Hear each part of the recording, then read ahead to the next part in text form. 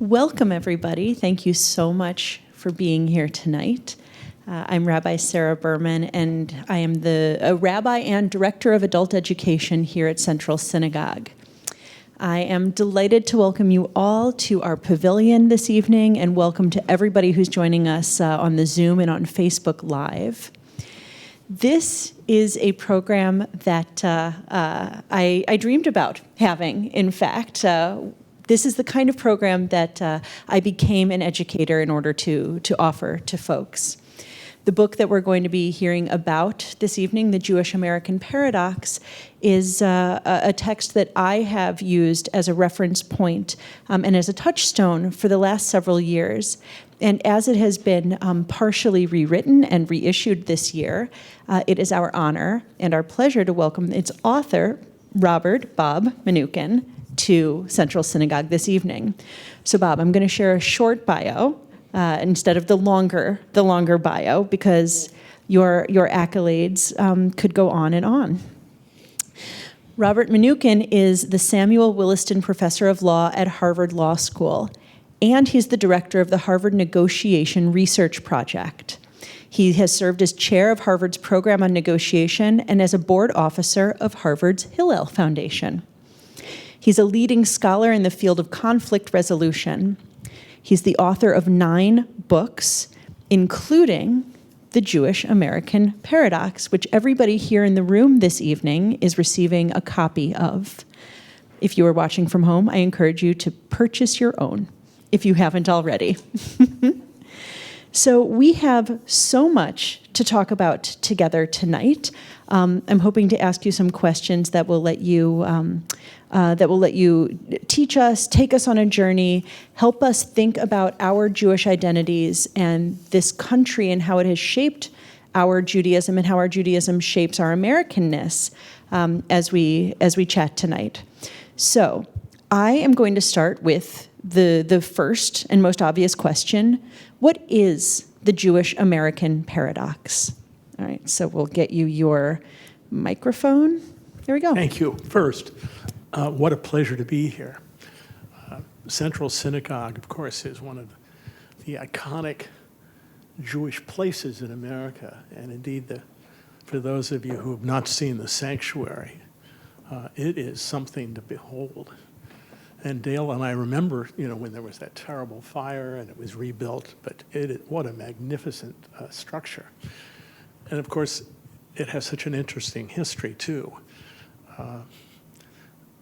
As a long time, as someone, several generations of being a Reformed Jew, yes, this place, it has an important place in American Jewish history. Here in Temple Emmanuel really were the two beacons of Reformed Judaism in New York. I gather this one started by Bohemian Jews and Emmanuel by German Jews. But it has a fascinating history. And of course, your head rabbi whom I met for the first time, is one of the stars of the book in a way. It's just extraordinary. Indeed, I said to her, because I watched, I don't know if many of you have watched the Metropolitan Opera films, in movie theaters, when they stream live in movie theaters, the Met. The performances are often just breathtaking and extraordinary, and people all around the world can see them. And one unfortunate consequence is there are local opera houses that are having a tough time competing. Well, I attended Rosh Hashanah services here about a year ago, and all I can say is the music and the service was so extraordinary that when I met Rabbi Buchtal today, I said by analogy, I fear you're going to stress a lot of temples and synagogues around the country because they're so extraordinary. But she told me, in fact, how you're cooperating in various ways that I think is terrific. Anyway, the other thing I want to acknowledge is half the audience is responsible for the book. My publisher is here, and the paperback edition would not have happened but for him. My book agent, Jim Levine, is here, and his wife, Joan. They read more drafts than anyone would want to acknowledge. Kathy Holub is here. Kathy was my former student, my teaching colleague at Harvard. And without Kathy's editorial help, the book wouldn't have been completed. So, and then of course, my wife Dale is here, and she had to put up with all my craziness while I struggled to write the book. So, as I say, half the audience, they don't have to hear what I'm going to say about this because they helped create it. In all events, returning to your question, what's the paradox? The paradox, in short form, is the following. In my view, today in America, Jews are accepted and participate in our society in a way that's never been true anywhere, to the extent it's true here in the 2,000 years of the diaspora. Our integration into the society, our contributions in various fields, academic, medical, legal, economic, philanthropic, are just extraordinary. We're 2% of the American population, and the contributions are phenomenal. Moreover, although with all the talk of anti-Semitism, what people don't realize is when Pew did a study asking a cross-section of Americans about different religions, it turns out Judaism was the most respected of all the religions when they asked people who were not Jewish about various religions. Now, this is not to say we don't have anti-Semites in America. No one could have lived through the last few years and not believe that.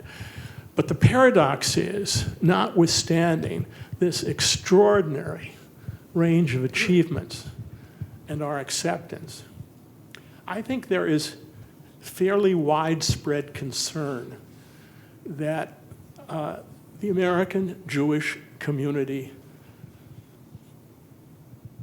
in 50 or 75 years may be much, much less substantial, that Jewish identity is at risk.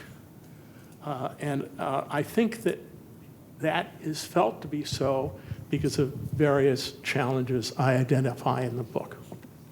But the paradox is, at this time when in fact, in most ways, things are so extraordinary, I feel there's kind of a general anxiety in the American Jewish community that things are kind of going to hell. So there's so many things that I want to dig into there, and I think we'll get a chance to. When we were preparing for this talk, for this conversation, we talked about who in the American Jewish community you were writing about, right, and who you were writing for. Right. And it seemed like the Reform, the conservative, the non-denominational were really the subject of this book and the audience for this book. How does the how does the diversity of the Jewish community in the United States shape your story and your analysis? And how does it speak to who you are and your perspective that you bring to this book? That's a perfectly fair question, because the book very much reflects my own background and my own experience. On the other hand, I hope it has much broader appeal, including, and one of the satisfactions of the book is that many of my friends who are not Jewish, who've read it, liked it a lot and felt they learned a lot from it. My own background is, I was born in Kansas City, Missouri. My parents were both born in Kansas City, Missouri. All four of my grandparents lived in Kansas City, Missouri. And I'm a Midwesterner at heart, although after I went away to college, I've never really lived in Kansas City anymore. I grew up in an assimilated upper middle class community where my parents and grandparents, well, a little more complicated. My parents and my maternal grandparents and great-grandparents and great-great-grandparents were all Reform Jews. My paternal grandparents were more traditional. But in all events, my grandfathers were both successful Kansas City business people. And my own perspective, I grew up during a period of what I call classical reform, classical Midwestern reform. Mm-hmm. And what do I mean by that? Well, needless to say, let me back up. There was very little Hebrew in the service. We had an organ. We had a choir, and the choir were not congregants. They were, for the most part, non-Jews who were hired to sing. To its credit, I never went to Hebrew school because we didn't have Hebrew school. And when I was growing up, and the same is true for Dale grew up in a similar background in St. Louis, classical reform, there were no bar or bat mitzvahs. We were confirmed. Were you confirmed? You were. We were confirmed. And so we went to Sunday school, like our non-Jewish friends, and then when we were 15, we were confirmed. We attended High Holy Day services. Mm-hmm. We celebrated Passover at home. We celebrated both Hanukkah and Christmas with a Christmas tree. Wow. So my one exciting thing about working and writing this book is I had everything to learn about Judaism, the religion. And it's not as if I've done more than a very modest amount. But anyway, that's my background. And I went to a boys' school that had a Jewish quota. I was very aware that although we belonged to a country club, the Kansas City Country Club and Mission Hills were restricted. My maternal grandfather, there's an area in Kansas City known as the Country Club District, which is a very fancy area. In 1924, my maternal grandfather bought a beautiful house smack in the middle of this restricted area, and he did that through a straw, because he couldn't have done it directly because it was restricted. So I was well aware growing up that there were social restrictions of various sorts, but I didn't personally experience much or any real anti-Semitism. And I grew up at a time where, in fact, in terms of my professional and educational opportunities, they weren't constrained the way I know they were for my parents' and grandparents' generation. So I grew up aware of all of that, feeling a very slight, feeling, knowing I was Jewish, and to some level proud of it, but on the other hand, growing up I felt it was a minor inconvenience because it did constrain my life in certain ways. Did it feel like something that you could put on and take off? I mean, that was part of what we were discussing, that the Jewish American paradox really applies so strongly, not exclusively, but so strongly to those of us who can walk out on the street and not necessarily be immediately identified as Jews. For those who wear their Jewishness in their clothes, in the covering of hair, in the kippah, in the payas, in the tzitzit. For those who wear their Jewishness publicly like that, they may... Or in their last name. Or in their last name. May have different experiences, but everything that you're describing is so familiar to me, minus the boys' school. Everything you're describing is so familiar to me as a many generations Reform Jew of the Midwest. Right. And so while this may not be a universal story, it is a very familiar one. And I think that, in fact,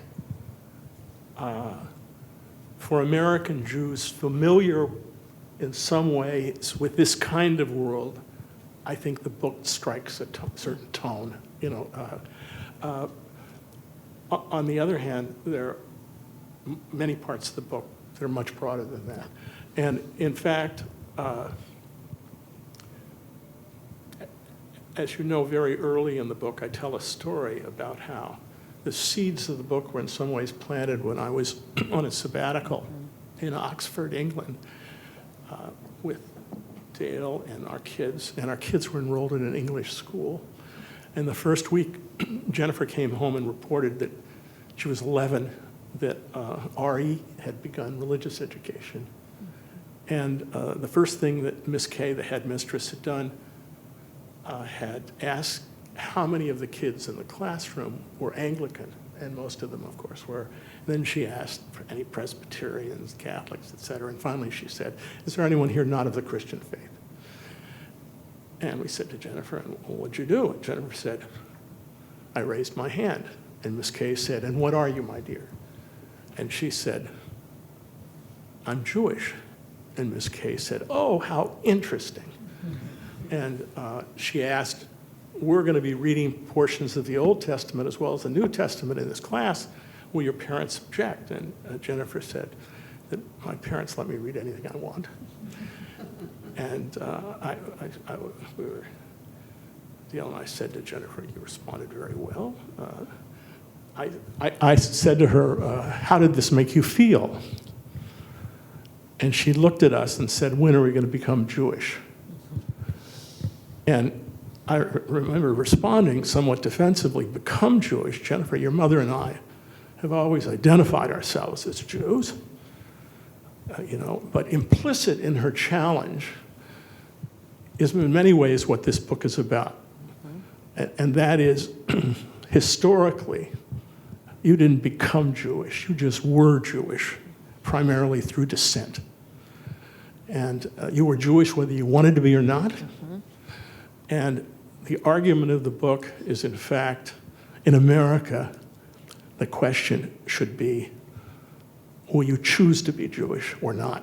And I think in terms of Jewish identity, I propose as you know, a very broad standard.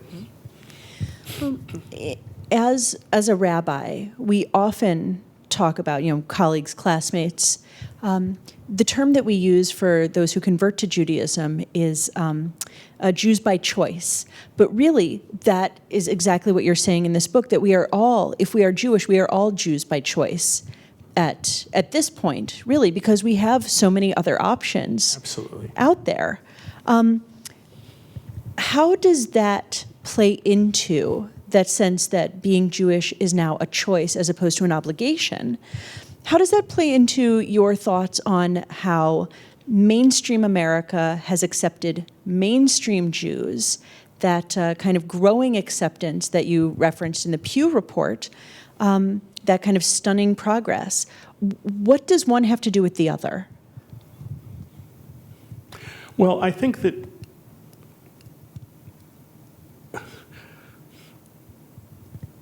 part of the challenge today is whether our children, grandchildren, and great-grandchildren are going to choose to be Jewish. And I think American Jewish institutions broadly ought to adapt to that notion. And I think there are many hopeful signs. I think Reform Judaism is really doing a pretty good job at that. That's not true across the board. I mean, and you can, when in Israel, members of the government who are part of the Orthodox wing say that in their mind, Reform Jews don't even count as Jews. I don't think it helps things. That's pretty appalling. So I think that the challenge is going to be adapting to a world where I think it's going to be much more a matter of choice, and that reliance on dissent, especially dominant reliance on dissent, is a mistake. So I was planning to ask you, who is a Jew? That's right. And you're already halfway through the answer to that. Well, I think that as a law professor, I have to say, and I say this in the book, you always have to ask, who is a Jew for what purpose? All right? And I argue that for purpose of admission to the American Jewish community as a whole, to get under the big tent, after exploring a bunch of alternatives, I think the appropriate alternative is public self-identification. I don't care if you've had a religious conversion, and I don't care whether your mother or father was Jewish. Under that big tent, though, we have a vast number of Jewish institutions. We have cultural institutions, philanthropic institutions, many different varieties of religious institutions. And I believe that particular institutions can define for themselves who is a Jew for our purposes. And if the Orthodox want to say, you're only a Jew if you can demonstrate matrilineal descent, or you go through our kind of conversion process, I think they have every right to do so. But what I object to is the notion that should apply to the big tent as a whole. And so, in fact, you've asked a complicated question, who is a Jew, because it's going to depend on for what purposes you're asking it. That's really a radical response. And that actually, in this book, was one of the most, I found, kind of new and perplexing and deeply meaty ideas that you offer, that the idea of who is a Jew doesn't have one answer. That's correct. And it can't have one answer. It cannot. It cannot. And in fact, there are a lot of very distinguished Jewish scholars, I cite some of them, who say, well, we have to have one definition for all purposes. And my own view is that's crazy. We Jews have never had one definition for anything, so why this now? Why this now? That, of course, can be true, too. Yeah. Before you leave this idea of who is a Jew and how complicated that can be, when you were doing your research and when you were writing, one of the people that you talked about specifically as a case study was our senior rabbi, yes, Angela Buchdahl, who has patrilineal descent, right, and underwent a conversion, yes, to have some of that authenticity conferred by people other than herself and our movement. So what did you learn when studying Rabbi Buchdahl, and how does that fit into these questions? Well,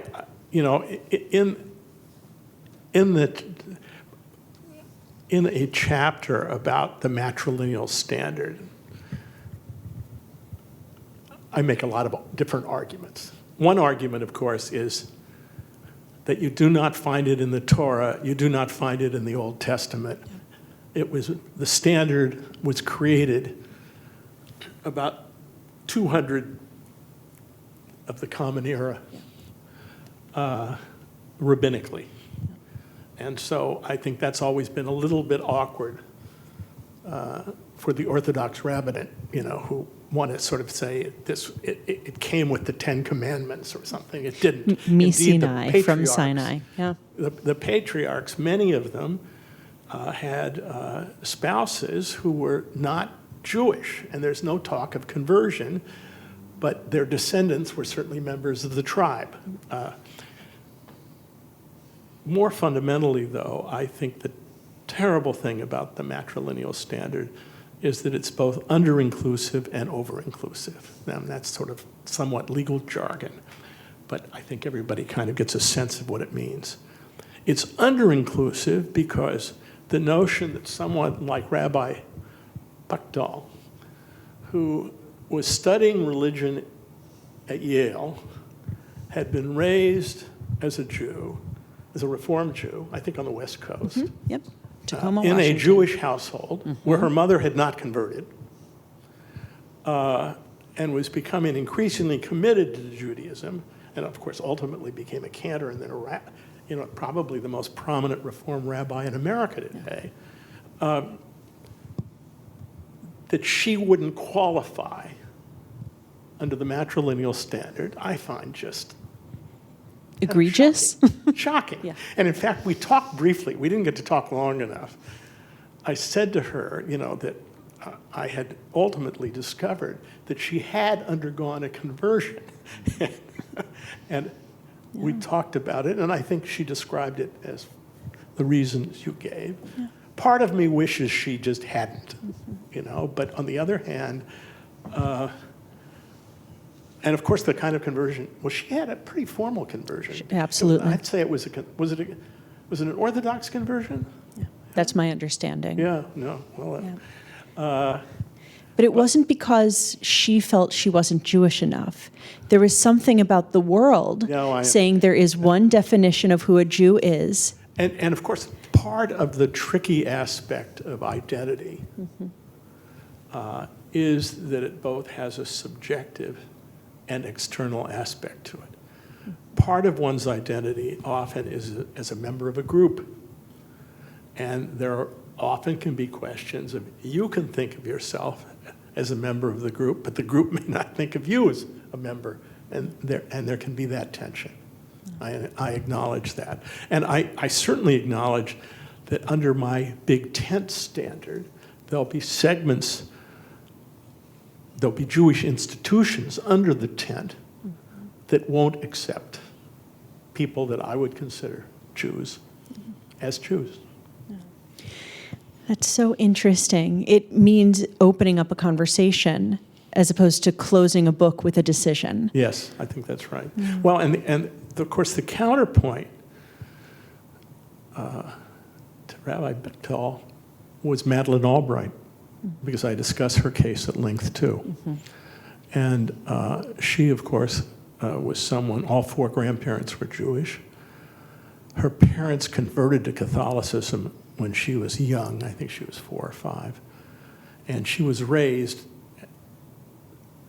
I believe she was never told about the ancestry. I have to confess that given her interest in international relations, that her father was a professor of international relations. He had been a diplomat and then was a professor at the University of Denver. I believe that it had to have occurred to her along the way, that there was that possibility. But I think it was kind of, it was something she knew she couldn't discuss with her parents. And in all events,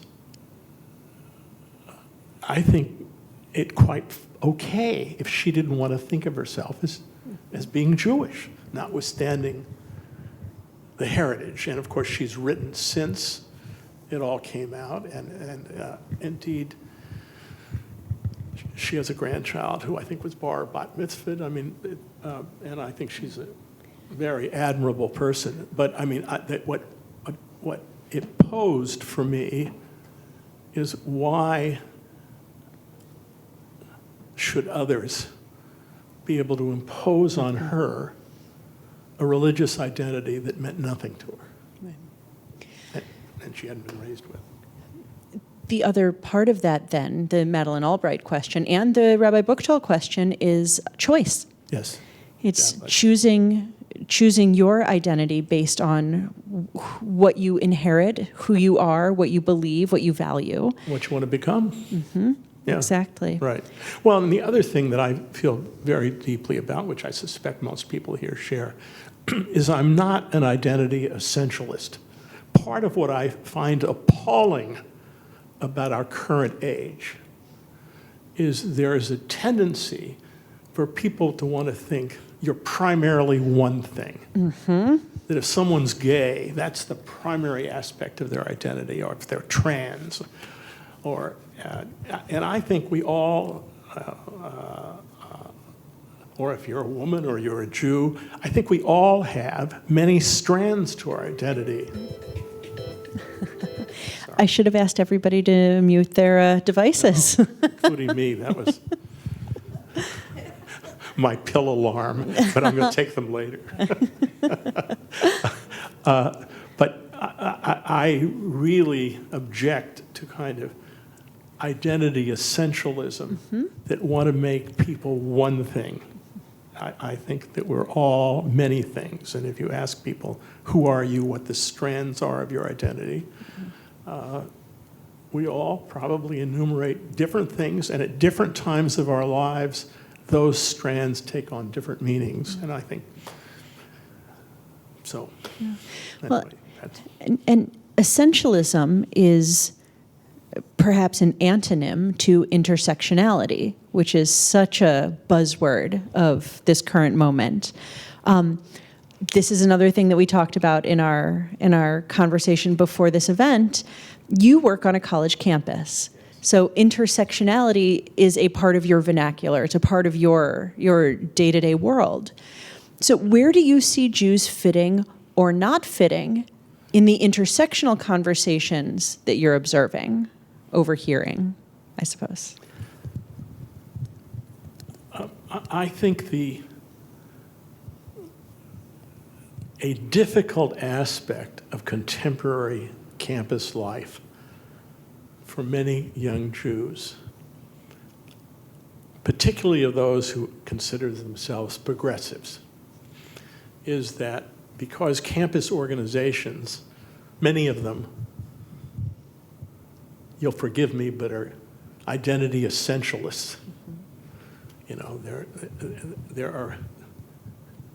Despite the professed value of... Yes, despite the professed value of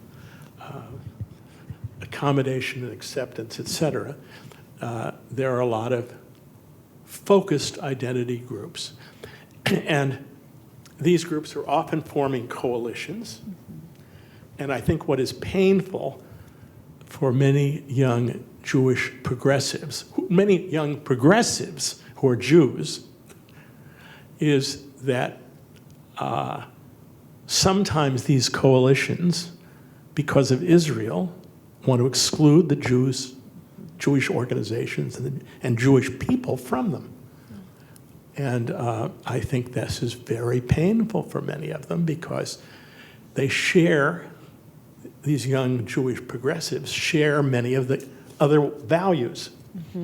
So in that sense, although I have to confess I'm not a huge fan of sort of the whole notion of intersectionality, because I think it's often used to exclude if you're not in the appropriate intersection. But I think that that's something that affects some young Jewish people on campus. It feels oftentimes, and we were talking about this before the event, that Israel sucks the air out of any conversation about Jewishness, any conversation about values, any conversation about social justice. Israel just can suck the air and the life out of a conversation. Israel is, in fact, one of the two reasons that there's a new version of this book that is out now. You rewrote your chapters on Israel and on anti-Semitism. Right. How has your thinking on Israel changed in the, 4.5 years, 5 years since the book was originally published? I've become, with respect to Israel, well, I think with respect to both, I've become more concerned. But with respect to Israel particularly, I am very deeply concerned. I think historically, for my generation, and certainly for my parents' generation, for many American Jews, part of our Jewish identity involved pride in Israel and a sense that support of Israel was part of what was important to us as American Jews. And I think that is becoming, for many of us, increasingly difficult because of two domains, particularly. Of course, the current crisis is focused on on a constitutional crisis of sorts in terms of having to do with the role of courts, and we can talk more about that. And I think that's a problem. And actually, my own prediction is there's going to be some kind of compromise, and that's going to get probably worked out in some way or another, I think, because I think Netanyahu is discovering that the opposition is just both among moderates and especially more secular Israelis, and in terms of the broader world, the response has been pretty extraordinary. The two issues that concern me the very most are, of course, the occupation of the West Bank and the unequal treatment of Palestinians within Israel, although primarily my biggest concern is the occupation in the West Bank. And the second big concern is the role the Orthodox rabbinate has within Israel in defining what is said to be authentic Judaism. And I think that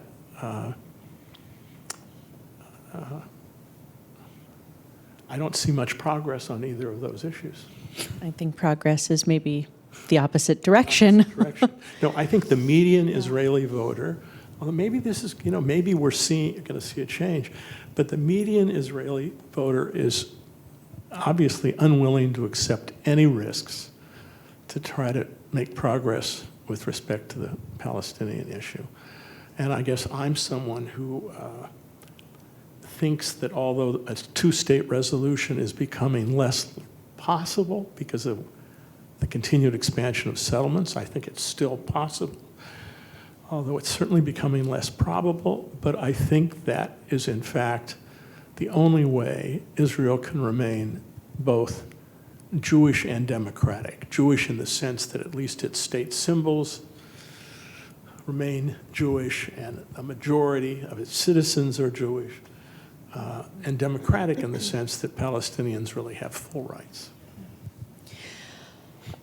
There's so much more to say about this. And so let's just go a little bit further down the Israel path right now to think about what is being what is being described by the government as judicial reform or justice reform, Right. And how that is impacting Israeli civil society, and as a result, how it's impacting Americans' relationship and our Jewish identities relative to the state of Israel. This is late-breaking news. This is 11 weeks old at this point. You are a legal scholar. How do you see this playing out, and how do you see this playing out in terms of our relationships to Israel? Well, I think the response, what's very interesting is how widespread the opposition to these judicial reforms has been within the American Jewish community. The federations have opposed it. I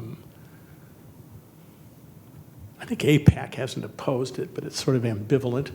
Obviously, J Street has opposed it. The liberal American Jewish institutions have all opposed it. Jewish academics in America all opposed it. And business leaders. And business leaders within Israel, as well as abroad. And I think my own view is that the political price to Netanyahu,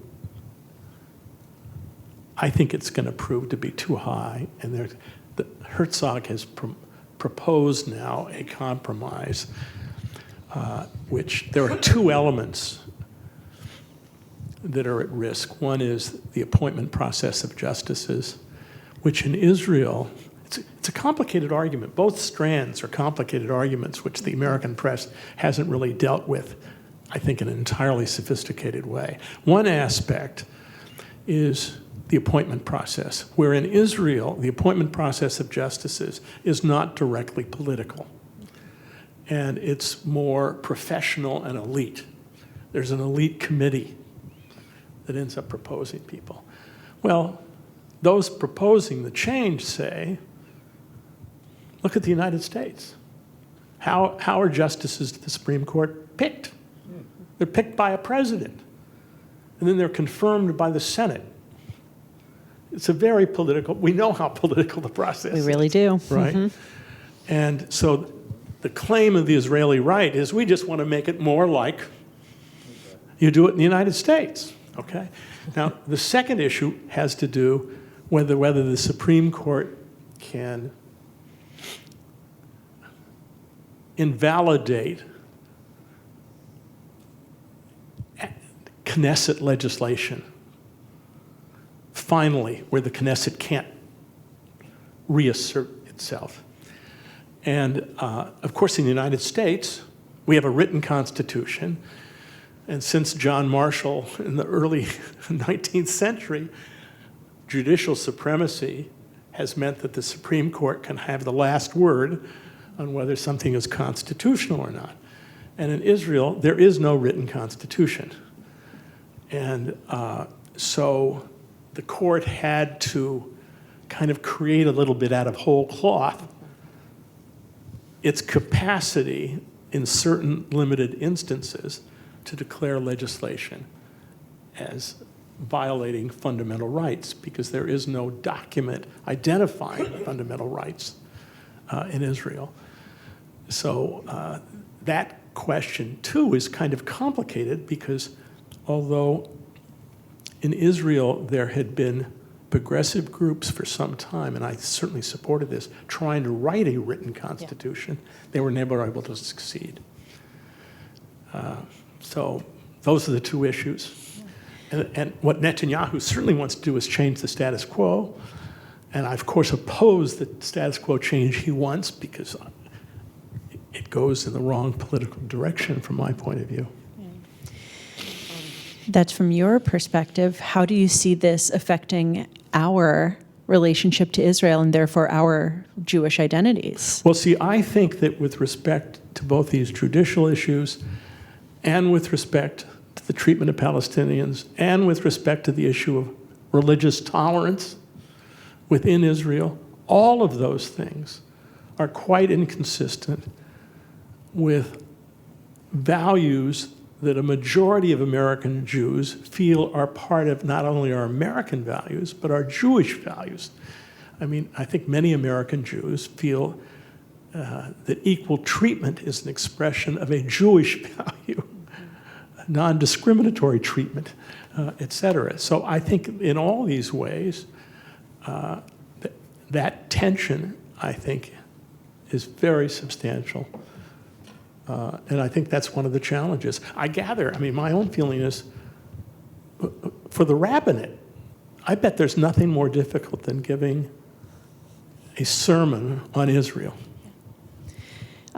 Well, I don't have to do it, because from our Bima last Friday night, giving the sermon was Orly Erez-Lechovsky, a litigator, an attorney, and the director of the Israel Religious Action Center. So the Reform Movement's legal arm in Israel, she gave the Israel sermon on Friday night. Oh. But that's so important, because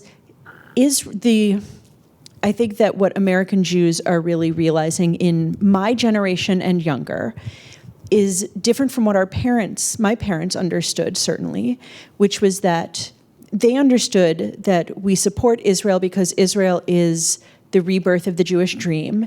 Israel is the Israel of 1967 and the Six-Day War. And in my generation, it has become increasingly, we support the Israel that we want to see exist in the world. It's not a blind support. It is a, for lack of a better term, it's a conditional support, conditioned on our values, and people like Orly and her allies and the people that she represents in Israel. These are the Israelis that we support and believe in and ally ourselves with. No, I of course, I'm deeply sympathetic, and as you know from the book, I share that perspective. And I think, in fact, I hope more and more American Jews who are kind of centrists move beyond the notion of Israel right or wrong, which has been the AIPAC sense of will always be supportive of the Israeli government. That has to be conditional. Yeah. It depends on what the Israeli government's doing. Yeah. We certainly don't have that feeling about our own country. Absolutely. And that's a lesson to us. Yes. That's another piece of Jewish American identity, is that it is both. It is our Jewish values and our American ideals that drive us. And we may, depending on where we are in the political spectrum and our political engagement, we may understand the outcome of the combination of identities differently. But I think that all American Jews of any religious persuasion, of any religious identification, feel that our Jewishness and our Americanness compel us towards a certain set of values. Does that sound right? Descriptively, no. Great. Because I think that for probably 25%, for many Orthodox Jews, that's not their perspective. Yeah. Yes. And I think that even, and there are fervent Zionists for whom that's not their perspective. So I think that for a broad swath, I think it is. Yeah. Well, I think that what I intend is that not that we all share the same values built by those two identities. It's that for all American Jews, our Americanness, how we understand that, and our Jewishness, how we understand that, those two combine for us. And they lead us to different solutions and different perspectives and different political identifications. But I think we all rely, many of us rely, on both of those identities. Yes. And I think that's certainly correct, that for most of us, we're influenced both by the American dimension of our identity, and if we were Jews, by the Jewish dimension of our identity. That they both can play a role in shaping our political values.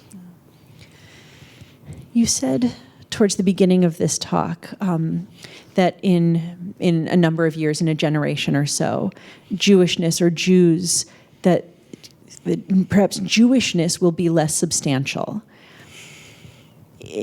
The phrase less substantial really stood out to me. Is that you think that Jews will be fewer in number, that the size of our community will be smaller? Is it that our connection to Jewishness will be more tenuous? What is it that you're thinking about when you're thinking that there's the potential for the American Jewish community to be less substantial in a version of the future? Well, I think my concern, I do not think the American Jewish community is going to disappear. As I indicated, I think two segments are sure to be vibrant. And those would be Orthodox Jews, about 10%. They're having lots of children. The percentage is going up a bit. And the most fervent Zionists. Although many of them may move to Israel, who knows? But what I'm concerned about is what I love about the contemporary Jewish world is its variety and all the differences and its richness. And my concern is that it may become less diverse, that more may not choose to identify and may drop out. And I think that the important issue is how, it's one thing to identify yourself as a Jew, but how do you answer the question, what difference, in any, does it make in terms of how you live your life? In terms of values you consider Jewish values. To what extent do you see yourself as expressing those values? And I think that's the challenge both individually and communally, I believe. And I think that a critical aspect of course, is education. And how in the future we deal with education, including adult education. By the way, one thing I think is very exciting, I think in America, the amount of adult Jewish education going on is quite extraordinary. There are congregations, I find this fascinating. My brother's congregation in Newton, Massachusetts, has more people going to a Talmud class than going to services. Because they're, were people of the book.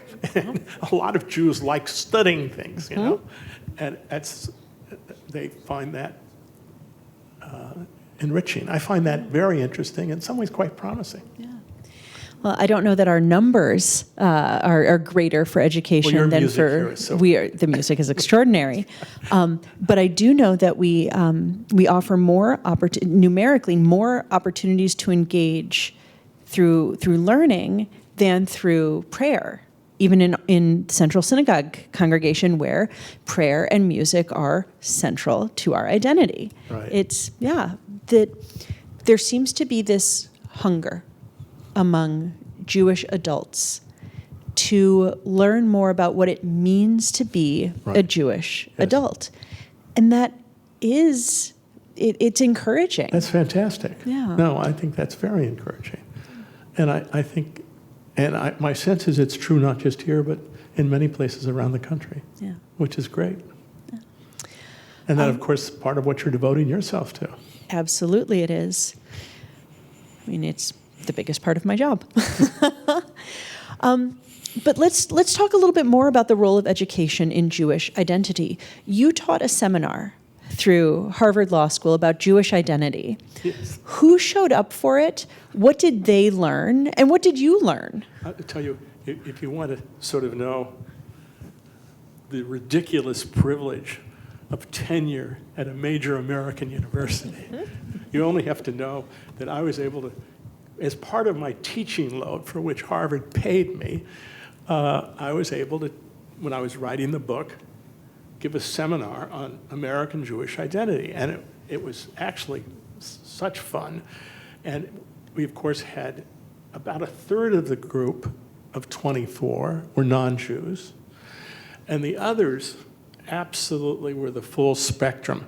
Beginning about a decade ago, Harvard started admitting kids who really weren't kids, males, who were not college graduates, but came out of yeshivas, and they were being admitted to Harvard Law School because Harvard decided, well, if they took the LSAT and did really well, and they'd been studying the Talmud for a few years, why not try it? Well, they admitted these kids who come in, of course, looking the way those who are, they're Haredim. I don't think they like being called ultra-Orthodox. Right. I did this for a couple of years, and in each year I had 2 or 3 Haredim in the seminar, which was fantastic because I had never really gotten to know any on a personal level before. And anyway, it was a fantastic experience. I could tell you some amusing anecdotes about it. I remember one, the most amusing was, I said, historically, we were talking about how in the Orthodox world there were matchmakers and arranged marriages. And one kid raises his hand and says, "What do you mean historically?" And I said, "Well, say more." And he said, "I go to New York every weekend, and I'm sent resumes during the week from matchmakers." And of course, the other kids in the seminar were unbelievably intrigued. And they said, "Well, you can show us some?" And he said, "Sure." And so we go over to his computer, and he shows us young women had sent, or the matchmaker had sent, not they directly, these resumes with pictures, telling them, and they were like resumes. And, some of the women in the class said, "Oh, she's adorable, why don't you go?" And someone else says, "Oh, I know her brother," or whatever. But okay, that was matchmaking by committee. But it was, so that was, I found really fun and interesting. Secondly, Dale was very struck by this. One man in the seminar invited us, the whole seminar, to his home for Shabbat dinner. And, he, of course, had, how many kids, 4 or 5? He had a lot of kids. And his wife was a lovely and seemed very bright woman, made this vast feast. And that was great fun. The other thing that I was stunned by is these Orthodox kids, including a number of some kids who had just gone to Jewish day school, knew next to nothing about American Jewish history, which we really studied, and I found that interesting. But they knew a lot. Obviously, they knew a lot about the Talmud and the religion. But anyway, it was a super experience, and they seemed to enjoy it, and I certainly enjoyed it, and I learned a lot. And as I say, it just shows how. This fall, I taught a seminar on how wars end, the role of negotiations, which also doesn't necessarily have a lot to do with law, but I've always had interdisciplinary interests. It's been fun. Well, that's a very cool class. I'd love to take that class. I'm going to ask you one final question before our time together comes to a close. As we American Jews, as Jewish Americans, continue to be melted into the pot, what is it going to take for us to remain Jewish Americans, and not just Americans who had some Judaism at some point in our memory? I don't think there's going to be one answer to that question.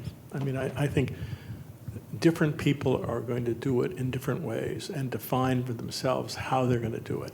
And I guess my primary message, I hope, is that people will choose to be Jewish and choose to think through for themselves what they want it to mean. At the end of the book, because I am an agnostic, and I have to confess, although it may change, these things can change, that I have not found spiritual nourishment in religious services for the most part, okay? Although I'll tell you the music here could change that. But for me, for example, as I say at the end of the book, if I had to say to my grandchildren, I actually haven't, although I think a couple of them have read the book, well, what does it really mean to you to be Jewish? Three things are critical. What I call the Jewish head, the Jewish heart, and Jewish heritage. And by head, I mean I take enormous pride in that we are the people of the book, and that we like there to be arguments. We like intellectually digging into things and trying to understand things. And for me, that's very much I view that as part of my Jewish identity. And the second is the Jewish heart. And I think although classical Reform Judaism today is in many ways much maligned because it was viewed as so thin, the one thing that was critical, that they emphasized a huge amount, was the idea of our obligation to help heal the world, to be committed to making the world better, tikkun olam. And I got that from my religious education. And the third thing is in terms of the heritage, and I cannot tell you what joy I got in working on this book, learning about the history of Jews and its evolution and our role in various societies over the centuries. And I take great pride in that too. So for me, those are the things that I kind of hold on and are part of my identity. And the other thing I like to think about and try to act on is how, in terms of my life, I will give expression to those values in my own actions. So, but I don't want to tell people how or whether they should define their own Judaism. That's beyond my pay rank. Well, we don't need to tell people how to be Jewish. We just want to invite them to find their own ways. That's right, find their own ways. Bob, thank you so much. Well, thank Professor you so much. Mnookin, it's been a pleasure. It's been an honor. Thank you so much for joining us tonight. And thank you all for your patience. I know for